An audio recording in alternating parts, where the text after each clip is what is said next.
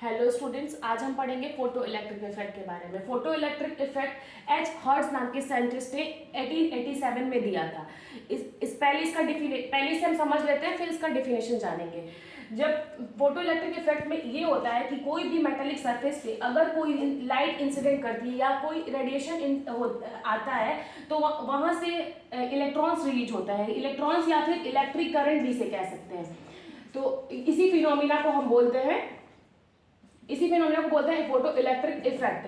अब इसके डिफिनेशन पढ़ेंगे। When certain metals, example potassium, radium etcetera, were exposed to a beam of radiation, electrons और electric current were ejected from the metallic surface. This phenomena is known as photo electric effect. इसी phenomena को photo electric effect कहा था किसने? H hertz ने। अब photo electric effect से जुड़े 3 टर्म्स के बारे में जानेंगे। पहला हमारा है वर्क फंक्शन जिसे हम डिनोट करते हैं फाई से। तो इसके पहले इसका डेफिनेशन हम पढ़ेंगे, उसके बाद समझेंगे। The minimum amount of energy required for an electron, ये मिनिमम एनर्जी होता है इलेक्ट्रॉन्स की जो जिसे चाहिए होता है अपने सरफेस को छोड़ के निकलने के लिए। तो इसका डिफिनेशन क्या होगा? The minimum amount of energy required for an electron to escape from the metallic surface. अब इस अपने सरफेस को छोड़ के निकलने के लिए जो मिनिमम एनर्जी होगा उसे हम बोलेंगे क्या? Work function. और इसे हम डिनोट करते हैं किससे? फाई से।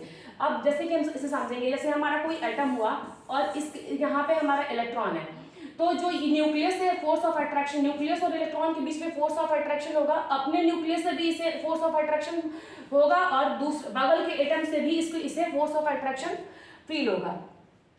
तो इस फोर्स ऑफ अट्रैक्शन को ओवरकम करने के लिए हम जो एनर्जी देंगे उसे ही बोलते हैं क्या?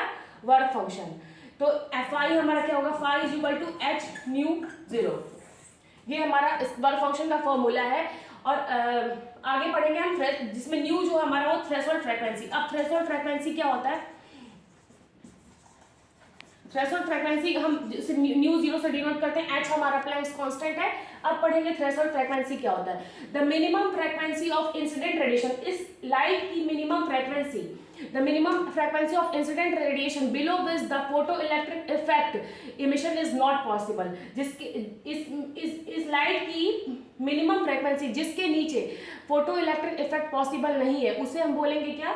उसे हम बोलेंगे थ्रेशोल्ड फ्रीक्वेंसी। और इसे हम डिनोट करते हैं एच न्यू 0। और हम देखेंगे फाई, जैसे कि ये phi is equal to h nu 0 है, phi is equal to h nu 0 है। तो हम देखेंगे फाई जो हमारा एच न्यू 0 से डायरेक्टली प्रोपोर्शनल है और एच हमारा कांस्टेंट है, प्लैंक्स कांस्टेंट। तो अगर ये हमारी वैल्यू मिनिमम होगी तो हमारा न्यू 0 मींस कि थ्रेशोल्ड फ्रीक्वेंसी भी मिनिमम होगा। ओके, अब आगे बढ़ेंगे थ्रेशोल्ड वेवलेंथ के बारे में। तीसरा हमारा टर्म है थ्रेशोल्ड वेवलेंथ। थ्रेशोल्ड वेवलेंथ क्या होता है? The maximum wavelength of incident radiation necessary to release electron from a given surface in the photoelectric effect। ये हमारा मैक्सिमम वेवलेंथ होता है किसका? इंसिडेंट रेडिएशन का। जो लाइट इंसिडेंट करती है मेटेलिक सरफेस पे, ये जो लाइट है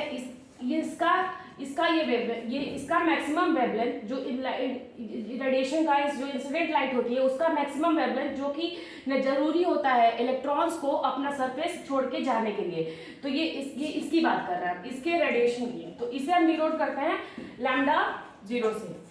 अब हम अब रिलेशन पढ़ेंगे थ्रेशोल्ड फ्रीक्वेंसी और थ्रेशोल्ड वेवलेंथ में। तो हमें पता है कि nu 0 is equal to c by lambda 0 होता है। तो ये सी हमारा लाइट की स्पीड हो गई, वेलोसिटी हो गई। तो हम ये देखेंगे कि जो हमारा न्यू 0 है वो इनवर्सली प्रोपोर्शनल है किसकी? लैम्डा 0 की। मीन्स कि अगर ये हमारा मिनिमम होगा तो ये हमारा क्या होगा? मैक्सिमम होगा।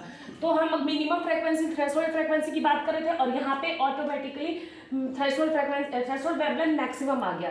तो अब ये हमारा मिनिमम होगा तो ये हमारा मैक्सिमम, ये हमारा मैक्सिमम, तो ये हमारा मिनिमम होगा। अब हम 3 फोटो इलेक्ट्रिक इफेक्ट के 3 केस के बारे में पढ़ेंगे।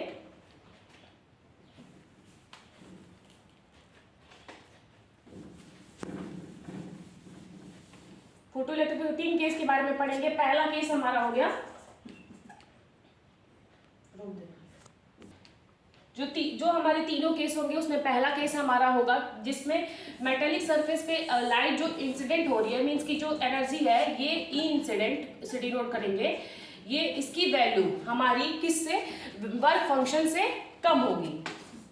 वर्क फंक्शन, वर्क फंक्शन हमारा क्या है, H C by lambda, h C by lambda जो कि बराबर एच म्यू के।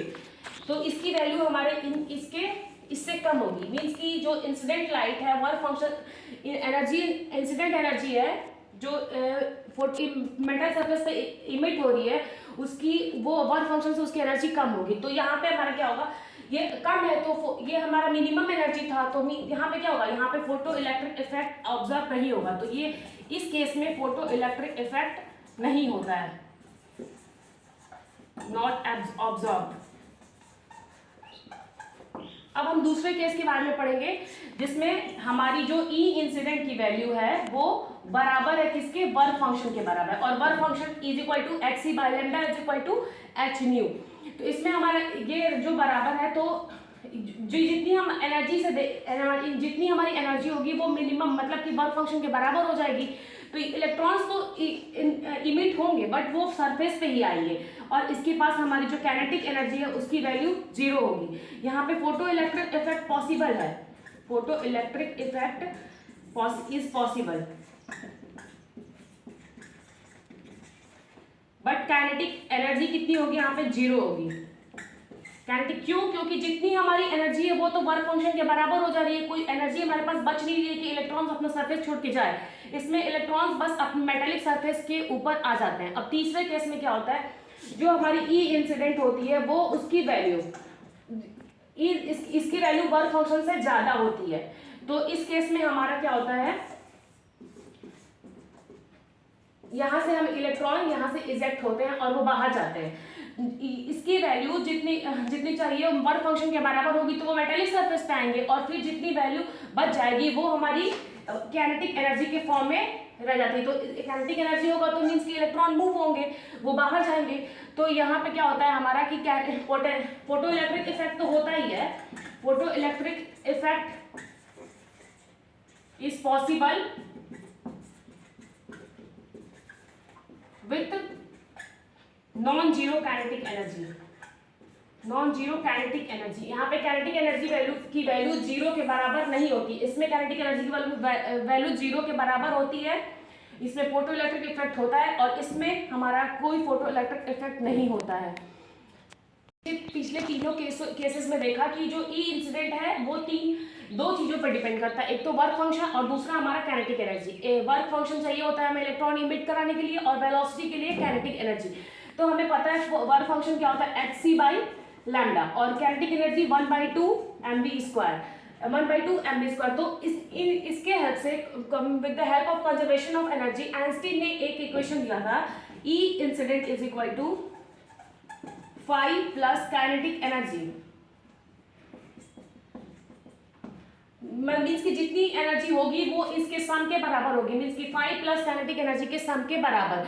तो हमें पता है कि फाई हमारा क्या है, ई इंसिडेंट हमारा क्या है, H C by lambda is equal to phi हमारा क्या था, ई इंसिडेंट हमारा क्या है, एच सी बाई लेमडा, और ये हमारा था h C by lambda 0 work function की वैल्यू। तो हम ये यहां से मिले is equal to h C by lambda 0 plus 1/2 mv square. इस इक्वेशंस के हेल्प से हम न्यूमेरिकल सॉल्व करते हैं। और अब हम दो कंडीशंस के बारे में जानेंगे फोटो इलेक्ट्रिक इफेक्ट के, जो मतलब दो इंपॉर्टेंट पॉइंट्स हैं। जो फोटो इलेक्ट्रिक इफेक्ट होता है वो एविडेंस होता है particle nature of light, means कि प्रूफ देता है हमें कि लाइट के पास पार्टिकल नेचर भी होता है अलॉन्ग विथ वेव नेचर के। अब दूसरा हमारा पॉइंट क्या है, important point, the kinetic energy of these electrons, the kinetic energy of electrons increase with the increase in kinetic energy. जो काइनेटिक एनर्जी का जो काइनेटिक एनर्जी होगा इलेक्ट्रॉन्स का वो इंक्रीज करेगा जब हम फ्रीक्वेंसी लाइट की इंक्रीज करेंगे। मीन्स कि जो लाइट फ्रीक्वेंसी काइनेटिक एनर्जी होगा वो फ्रीक्वेंसी पे डिपेंड करता है। That's all for today, thank you.